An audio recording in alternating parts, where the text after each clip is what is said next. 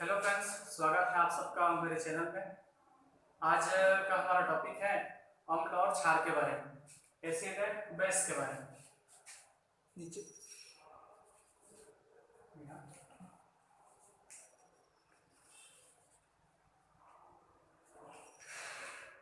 अभी हमको अम्ल और क्षार के बारे में कुछ परिभाषाओं के बारे में हमको जानना है। चालू करते हैं। पुराने जमाने में अम्ल और क्षार के बारे में क्या सोचा जाता था और अभी के ज़माने में अम्ल और क्षार के बारे में क्या सोचा जाता है और उनकी परिभाषाएं कैसे दी जाते हैं, उन सब के बारे में अभी हमको जानना है। तो पुराने ज़माने में टेक्नोलॉजी का ज़माना नहीं था, इसीलिए जो लोग थे तर्क करने वाले, वे पदार्थों का स्वाद लेते थे, टेस्ट लेते थे और उसके बारे में बताने का काम करते थे। चख कर देखते थे और बताते थे कौन सा पदार्थ अम्ल है और कौन सा पदार्थ क्षार है। जब वे चख कर देखते थे तो कुछ पदार्थ उन्हें खट्टा लगता था और कुछ पदार्थ खारा लगता था। तो उन्होंने बताया कि जो स्वाद में खट्टा होता है, स्वाद में खट्टा होता है, ऐसे पदार्थों को हम अम्ल कहते हैं। दूसरा, जो स्वाद में खारा होता है, ऐसे पदार्थों को क्षार के नाम से जाना जाता था पुराने जमाने में। ये उनको अम्ल और क्षार के बारे में पता करने का बेस था। चक्कर देखते थे, जो खट्टा लगता था वो अम्ल कहलाता था, जो खारा लगता था उसको क्षार कहते थे। लेकिन हर चीजों को हम चक्कर नहीं देख सकते हैं, क्योंकि बहुत सारे पदार्थ हमारे शरीर के लिए हानिकारक होते हैं। मुंह में डालते ही हमारे मुंह को जला सकते हैं। इसीलिए ये चख कर देखने वाला, स्वाद लेकर बताने वाला जो प्रोसेस था वो थोड़ा खतरनाक था। इसीलिए अम्ल और क्षार के बारे में पता करने के लिए अन्य विधियों का विकास धीरे धीरे होता गया। इसी कड़ी में सेकेंड नंबर पे था सूंघ कर पता करने वाला। सूंघ कर पता करने वाला, इसमें भी लोग सूंघते थे और अम्ल क्षार के बारे में पता करने का काम करते थे। इस प्रोसेस में दो कागज का पेपर लेना है। ये मान लीजिए A4 साइज का पेपर है, ये A4 साइज का एक और पेपर है। हमने A साइज का कागज लिया, ये हो गया पहला कागज और ये हो गया दूसरा कागज। अब उसके बाद हमें या तो विनोले का तेल लेना है, या लौंग का तेल लेना है, या फिर प्याज लेना है।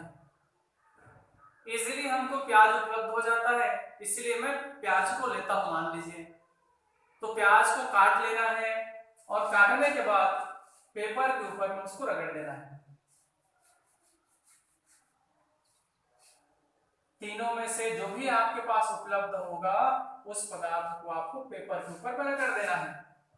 प्याज उपलब्ध होगा तो प्याज को रगड़ना है, विनोले का तेल उपलब्ध होगा तो उसको रगड़ देना है, लौंग का तेल मिलेगा तो उसको भी यहाँ पर रगड़ देना है। इजीली आपको जो भी चीज मिले तीनों में से उसको पेपर के ऊपर में रगड़ देना है, इस तरीके से। अब उसके बाद मान लीजिए हमारे पास परख नली में या फिर बीकर में कई सारे प्रकार के पदार्थ हैं। दो बीकर है हमारे पास, ये मान लीजिए पहला बीकर हो गया, ये मान लीजिए दूसरा बीकर हो गया, ये दूसरा बीकर हो गया। इसमें एक सॉल्यूशन भरा हुआ है, एक विलियन भरा हुआ है, इसके अंदर में भी विलियन भरा हुआ है। हमें दोनों को पता करना है कि ये वाला सॉल्यूशन अम्ल है कि क्षार है, ये वाला सॉल्यूशन अम्ल है कि क्षार है। इसके लिए हमें ड्रॉपर की सहायता से यहां से सॉल्यूशन को निकालना है और इसका एक बूंद या दो बूंद पहले वाले कागज के ऊपर में डालना है। एक और ड्रॉपर लेना है, इस सॉल्यूशन का कुछ बूंद हमको दूसरे वाले पेपर में डालना है। ध्यान रखना है, पहले वाले कागज में पहले वाले बीकर का सॉल्यूशन डाल दिए, दूसरे वाले कागज में दूसरे वाले बीकर का सॉल्यूशन को डाल दिए। इन पदार्थों को डालने से पहले हमें इसमें प्याज रगड़ने के बाद या फिर विनेगर का तेल या फिर लौंग का जो तेल डाले थे उसके सुगंध को याद करके रखे रहना था।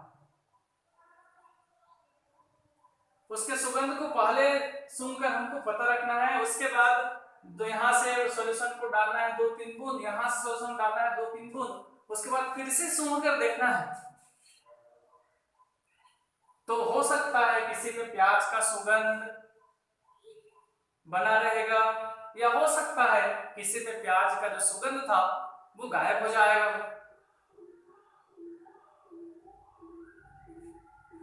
तो हमें ध्यान देना है कि पहले इसका सुगंध कैसा था प्याज का कागज पे रगड़ने के बाद, और जब इसमें सॉल्यूशन को डाले हैं 2-3 बूंद उसके बाद सुगंध कैसा हो गया। तो मान लीजिए पहले वाले कागज में जो सुगंध था वह गायब नहीं हुआ, तो यदि प्याज का सुगंध गायब नहीं होता है तो वह सॉल्यूशन कहलाता है अम्ल, और यदि प्याज का सुगंध गायब हो गया तो वह कहलाता है क्षार। इस तरीके से हम पता कर सकते हैं यदि सुगंध गायब हो जाता है तो वह क्षार कहलाता है, सुगंध गायब नहीं होता है तो वह अम्ल कहलाता है। तो ये सूंघ कर पता करने वाले सूचक कहलाते हैं। 2 सूचक हो गए, पहला स्वाद में पता करके अम्ल क्षार के बारे में पता करना, दूसरा सूंघ कर पता करना। उसके बाद तीसरा सूचक आता है देख कर पता करने वाला। दोनों को मैं एक बार साफ कर देता हूं और आगे देखते हैं तीसरा प्रकार अम्ल और क्षार को पता करने का तीसरा विधि। इसमें देखकर हम कैसे पता करेंगे, इसे दृश्य देखकर बताने वाला सूचक कहलाता है। देखकर बताने वाला सूचक, इसमें हम देखकर जान सकते हैं कि कौन सा पदार्थ अम्ल है और कौन सा पदार्थ क्षार है। इसके लिए एक पेपर आता है, उस पेपर को लिटमस पेपर के नाम से जाना जाता है। कौन सा पेपर बोलेंगे उसको? लिटमस पेपर के नाम से जानते हैं। ये लिटमस पेपर 2 टाइप के होते हैं। पहला लाल रंग का होता है तो उसे कहते हैं लाल लिटमस पेपर, और दूसरा वाला नीले रंग का होता है उसे कहा जाता है नीला लिटमस पेपर। इस तरीके से 2 लिटमस पेपर होते हैं जो हमें अम्ल और क्षार के बारे में सूचना देने का काम करते हैं। लाल लिटमस पेपर को यदि हम लोग किसी विलयन में डुबाते हैं, किसको डुबाएंगे? लाल लिटमस पेपर को किसी विलयन में डुबाते हैं तो लाल वाला लिटमस पेपर नीला हो जाता है। कैसा हो जाएगा? नीला हो जाता है। याद रखेंगे, दोनों में कंफ्यूजन बहुत ज्यादा होते हैं कुछ लोग। यदि किसी सॉल्यूशन में लाल लिटमस पेपर को डुबाते हैं और लाल लिटमस पेपर अपना कलर चेंज कर लेता है और वह नीले रंग का हो जाता है तो वह सॉल्यूशन होता है क्षार। कलर बदल गया तो हम देखकर जान सकते हैं कि वह विलयन क्षार है। लाल लिटमस पेपर को किसी विलयन में डुबाने पर वह लिटमस पेपर नीला हो जाता है तो सॉल्यूशन क्या कहलाएगा? क्षार कहलाएगा। दूसरा, यदि हम लोग किसी सॉल्यूशन में नीला लिटमस पेपर को डुबाते हैं, सॉल्यूशन लिए, सॉल्यूशन में नीला लिटमस पेपर को डुबा दिए, तो नीला वाला लिटमस पेपर अपना रंग बदलता है और वह लाल रंग का हो जाता है। इसका कलर बदल गया और क्या कौन सा रंग का हो गया? लाल रंग का हो गया। और लाल हो जाता है तो सॉल्यूशन क्या कहलाता है? अम्ल कहलाता है या अम्ल होता है। तो कलर बदलने को हम देख लेंगे और पता कर लेंगे कि सॉल्यूशन अम्ल है या क्षार है। लाल वाला नीला होगा तो वह सॉल्यूशन क्षार है, नीला वाला लाल हो जाएगा तो वह सॉल्यूशन अम्ल है।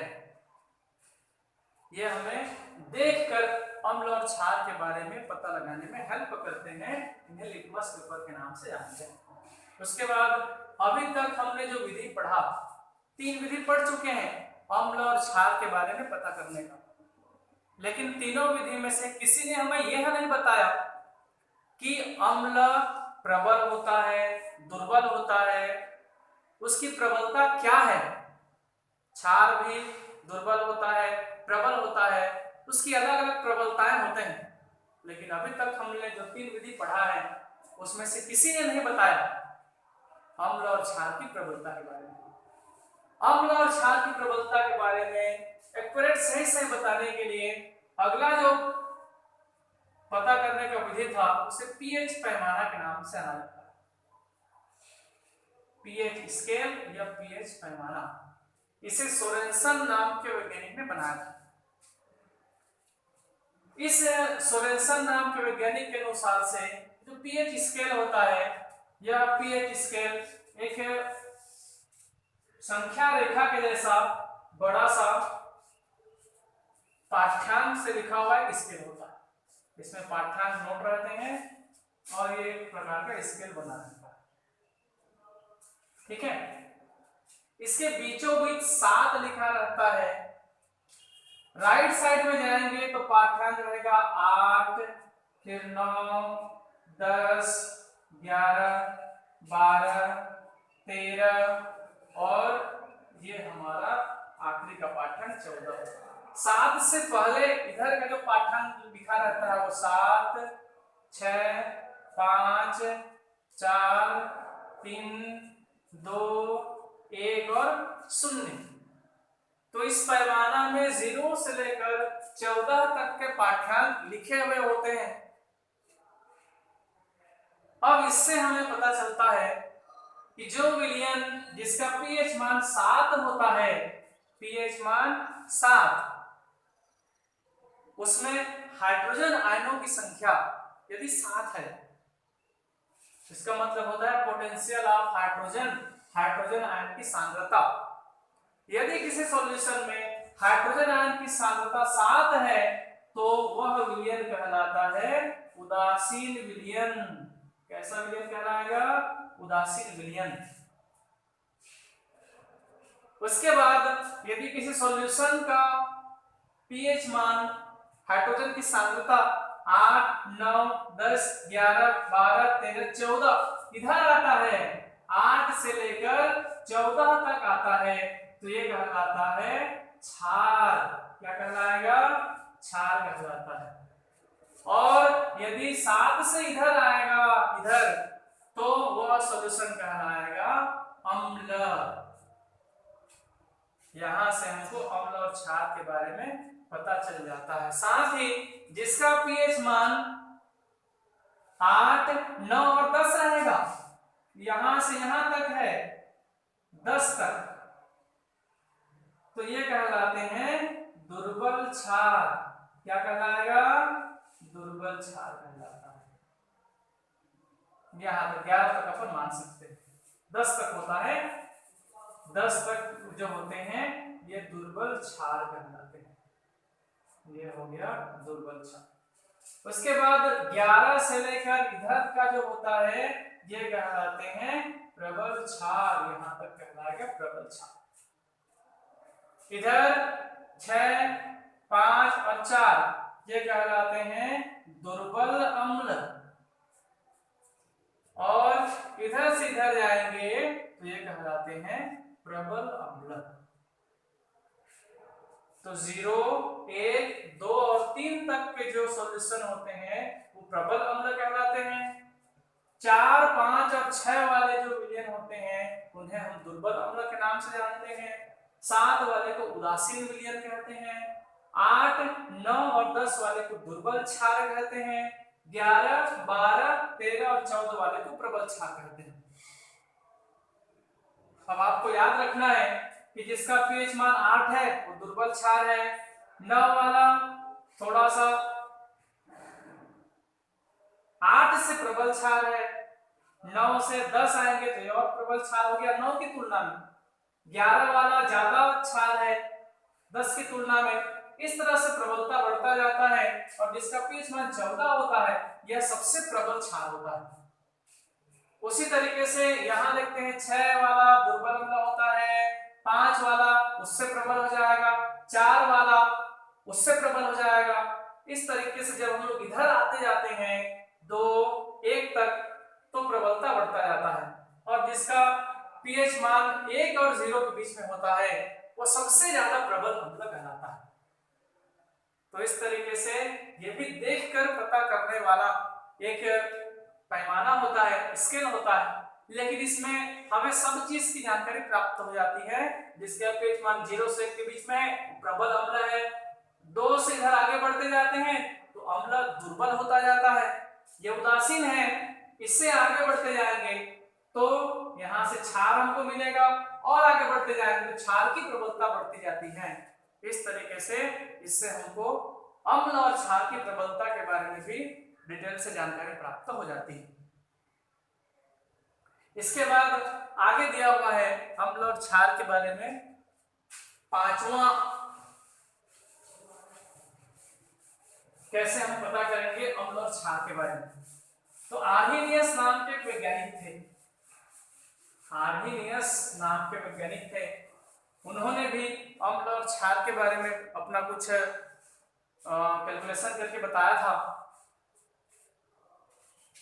5वां नंबर में आर्हेनियस का अम्ल और क्षार सिद्धांत।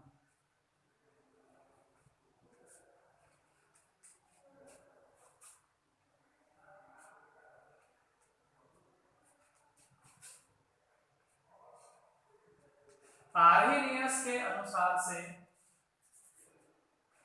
अम्ल वे पदार्थ होते हैं जो पानी में घुलने के बाद, पानी में विलय होने के बाद हाइड्रोजन आयन देते हैं। हम यहाँ एक एग्जांपल से देखेंगे।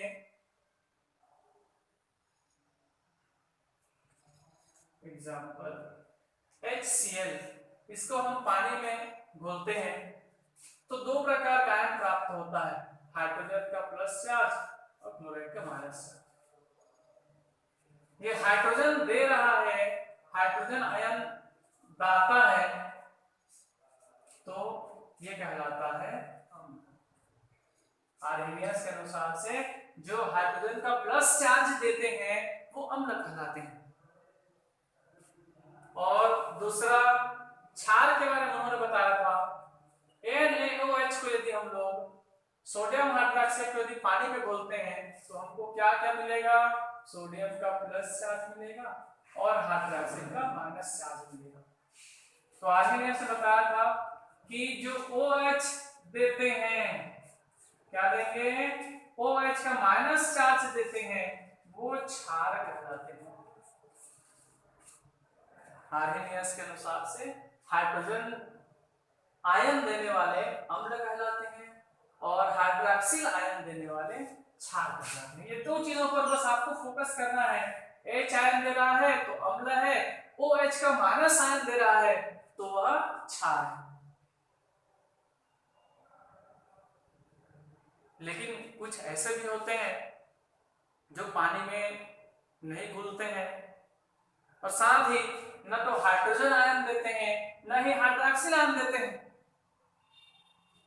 एग्जाम्पल के लिए मैं KCl लेता हूं, इसमें न तो हाइड्रोजन आयन है न ही हाइड्रोक्सिल का आयन है।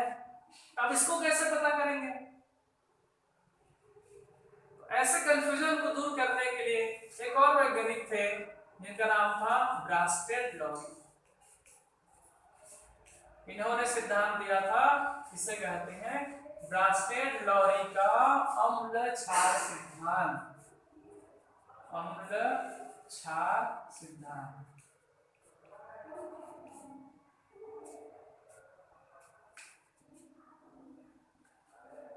तो ब्रास्टेड-लॉरी के अनुसार से जो प्रोटॉन दाता होते हैं, प्रोटॉन दाता,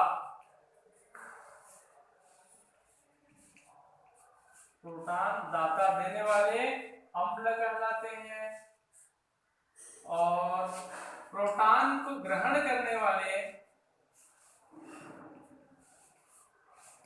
वो क्षार कहलाते हैं।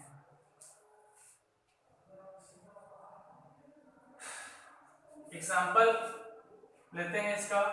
HCl को जब हम लोग पानी में घोलते हैं तो क्या होता है, तो यहाँ पे ये जो हाइड्रोजन है ये यहाँ से बाहर निकलता है और बाहर निकलकर इसके साथ जुड़ जाता है और सबसे पहले बनाता है H3O का प्लस आयन और दूसरा यहाँ से हमको प्राप्त होता है क्लोराइड का माइनस आयन। तो यहाँ पे हो क्या रहा है, ये जो पानी है ये उदासीन होता है, लेकिन इसका खास बात होता है यह अम्ल के जैसा भी व्यवहार कर सकता है और क्षार के जैसा भी व्यवहार कर सकता है। अपने से ज्यादा अम्ल के साथ जब क्रिया करता है, अपने से ज्यादा अम्ल के साथ या प्रबल अम्ल के साथ, तो ये खुद क्षार जैसा व्यवहार करता है। HCl प्रबल अम्ल होता है, इसीलिए पानी अपने आप क्षार के जैसा व्यवहार करता है। इस उदाहरण से हमको पता चलेगा कि पानी में यहाँ पर दो हाइड्रोजन है H2O, और जब इधर जा रहा है तो एक हाइड्रोजन और अटैच हो गया। इसका मतलब है पानी ने एक हाइड्रोजन का प्लस आयन ग्रहण किया, इसने एक हाइड्रोजन का प्लस आयन ग्रहण किया और हाइड्रोजन का जो प्लस चार्ज होता है वह प्रोटॉन के बराबर होता है। जितना चार्ज और जितना वेट प्रोटॉन का होता है उतना ही हाइड्रोजन के प्लस चार्ज का होता है।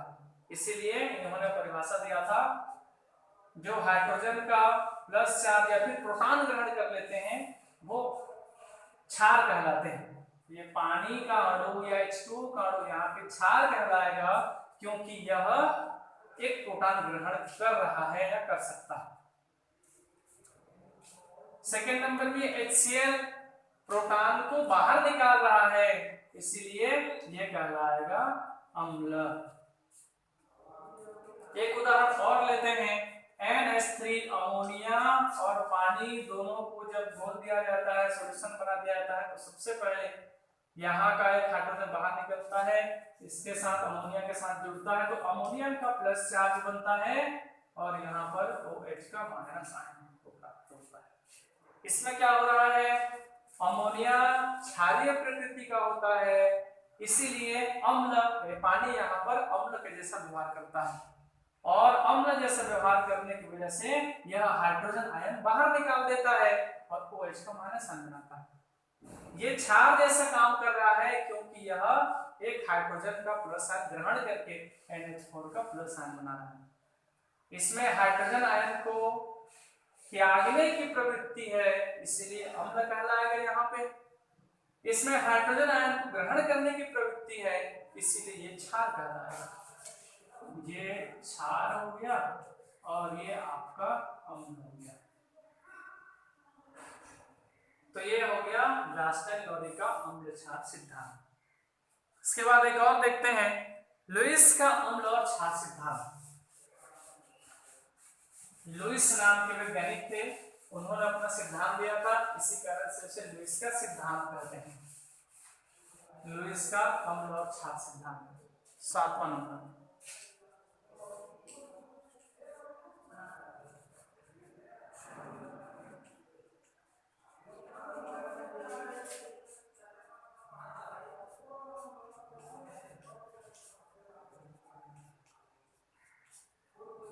इनके अम्ल और क्षार के परिभाषा के बारे में जानने से पहले थोड़ा सा एक्स्ट्रा हमको जानना पड़ेगा।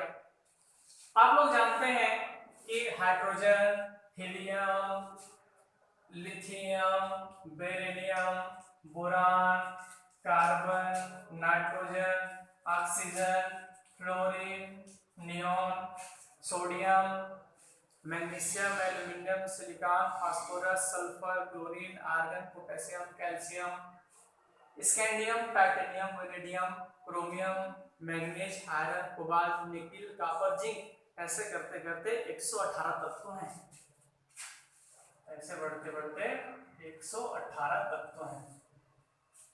अब आपको यह भी पता होगा कि इन तत्वों के बीच में गोलाकार कण पाया जाता है जिसको नाभिक कहते हैं।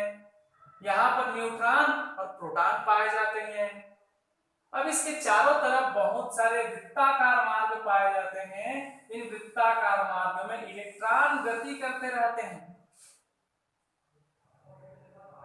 इन वृत्ताकार मार्ग को कक्षा के नाम से जाना जाता है। कक्षक या कक्षा के नाम से जाना जाता है। मान लीजिए हम नाइट्रोजन का कक्षक विन्यास करना चाहते हैं। नाइट्रोजन का परमाणु क्रमांक होता है 7, मतलब उसमें इलेक्ट्रॉनों की संख्या है 7। तो ये जो पहला कक्षा है इसको K कोष कहते हैं, इसको L, इसको M और N, ऐसे बढ़ते बढ़ते उनका नाम बढ़ता जाता है। तो यहाँ पे मैक्सिमम 2 इलेक्ट्रॉन घूम सकते हैं। कितने घूमेंगे? 2 इलेक्ट्रॉन। उसके बाद सेकेंड नंबर में अधिकतम 8 इलेक्ट्रॉन घूमते हैं, लेकिन इसके पास 5 इलेक्ट्रॉन बचा हुआ है, इसीलिए बचे हुए 5 इलेक्ट्रॉन यहाँ पर घूमेंगे और इसका कक्षक विन्यास हो जाएगा 2 और 5। ये हो गया 2 और 5। केवल 2 ही कक्षक होंगे इसके। पहले वाले कक्षक में 2 इलेक्ट्रॉन घूमेंगे, दूसरे वाले में 5 घूमेंगे। इसे नाइट्रोजन का कक्षक विन्यास कहा जाता है। तो कक्षक विन्यास कितना हो गया? 2 और 5। ये बाहर का जो कक्षा होता है इसे हम संयोजी कक्ष के नाम से जानते हैं। कौन सा कक्ष कहते हैं? संयोजी कक्ष के नाम से जानते हैं। और यहाँ जो इलेक्ट्रॉन होते हैं इस संयोजी कक्ष में, नाइट्रोजन के संयोजी कक्ष में 5 इलेक्ट्रॉन है। यही इलेक्ट्रॉन बंध बनाने में भाग लेते हैं। इन इलेक्ट्रॉनों को हम संयोजी इलेक्ट्रॉन के नाम से जानते हैं। यही 5 इलेक्ट्रॉन बंध बनाने के लिए भाग लेते हैं, अंदर वाले नहीं लेते। केवल ये 5 इलेक्ट्रॉन बंध बनाने के लिए भाग लेते हैं। इन बाहर में पाए जाने वाले संयोजी इलेक्ट्रॉनों को डॉट के रूप में या फिर क्रॉस के रूप में दर्शाया जाता है। इसे लुईस प्रतीक कहते हैं। क्या कहते हैं इसको? लुईस प्रतीक कहते हैं। क्यों? क्योंकि लुईस नाम के वैज्ञानिक ने इसको दिया था। तो इसी से आगे बढ़ते हैं।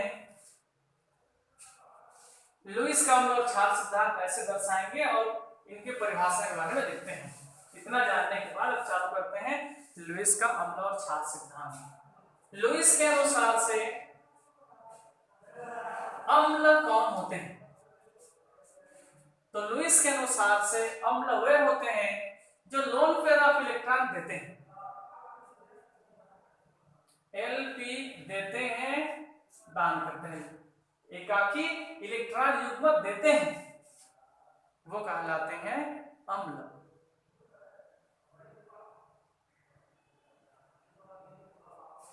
सॉरी, जो लोन पेयर ऑफ इलेक्ट्रॉन ग्रहण करते हैं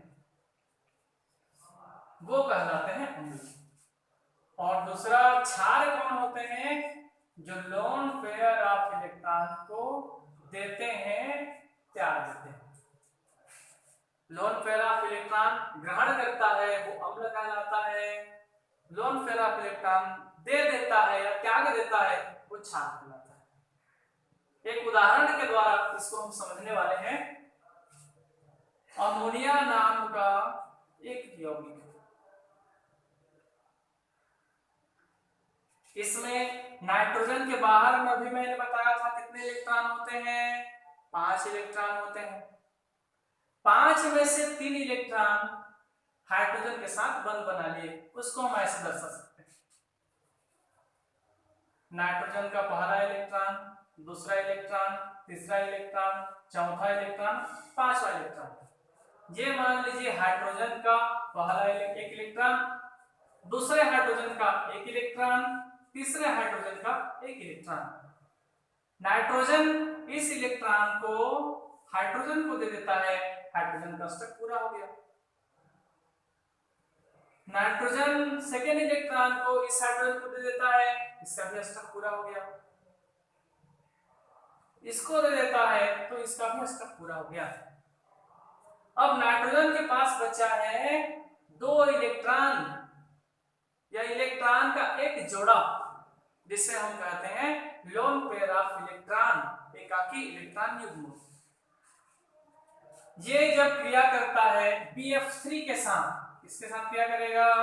BF3 के साथ, तो बोरान का परमाणु क्रमांक होता है 5 और कक्षक विन्यास होगा नाइट्रोजन का 2 और 5 और बोरान का 2 और 3। मतलब इसके बाहर में इलेक्ट्रॉनों की संख्या है 3 और कितने फ्लोरीन के साथ ये कनेक्टेड है? 3 फ्लोरीन के साथ। और फ्लोरीन का परमाणु कक्षक विन्यास होता है 2 और 7। मतलब इसके बाहर में 7 इलेक्ट्रॉन, 2 2 4 2 6 और 1 7, 2 2 4 2 6 और 1 7, 2 2 4 2 6 और 1 7। अब यहाँ पे ये इलेक्ट्रॉनों का साझा करते हैं। क्या करेंगे? साझा करते हैं तो इसका इलेक्ट्रॉन और इसका इलेक्ट्रॉन को एक बार काउंट करेंगे हम फ्लोरीन के साथ, इस दोनों इलेक्ट्रॉन को काउंट करेंगे फ्लोरीन के साथ, इस दोनों इलेक्ट्रॉन को काउंट करेंगे फ्लोरीन के साथ, और एक बार इन्हीं जोड़ी के इलेक्ट्रॉनों को काउंट करेंगे बोरान के साथ। मतलब इस जोड़े को एक बार फ्लोरीन के साथ काउंट किए तो जोड़ी का 2 इलेक्ट्रॉन, 3 4 5 6 7 8, इसका अष्टक पूर्ण कंप्लीट है। इस पेयर को एक बार फ्लोरीन के साथ काउंट करेंगे तो 1 2 3 4 5 6 7 8, पेयर को एक बार इसके साथ काउंट करेंगे तो 2 2 4 2 6 2 8, फ्लोरीन का अष्टक पूर्ण। अब इसी पेयर को, इस पेयर को, इस पेयर को और इस पेयर को बोरान के साथ काउंट करेंगे तो बोरान का 2 2 4 और 2 6 इलेक्ट्रॉन हुआ। अब ये दोनों जब क्रिया करते हैं तो नाइट्रोजन के पास लोन पेयर एक्स्ट्रा है और बोरान को कितना चाहिए अपना अष्टक पूरा करने के लिए? 2 इलेक्ट्रॉन चाहिए। मतलब इस पेयर का आवश्यकता इसको है, तो दोनों जुड़ जाते हैं और ये क्या करता है? इस लोन पेयर ऑफ इलेक्ट्रॉन को बोरान को दे देता है और दोनों कंपाउंड बना लेते हैं। तो हमें ध्यान देना है लुईस का अम्ल और क्षार सिद्धांत के अनुसार से जो लोन पेयर डोनेट कर रहा है, दे रहा है, कौन दे रहा है? अमोनिया देने का काम कर रहा है, इसीलिए अमोनिया कहलाएगा क्षार।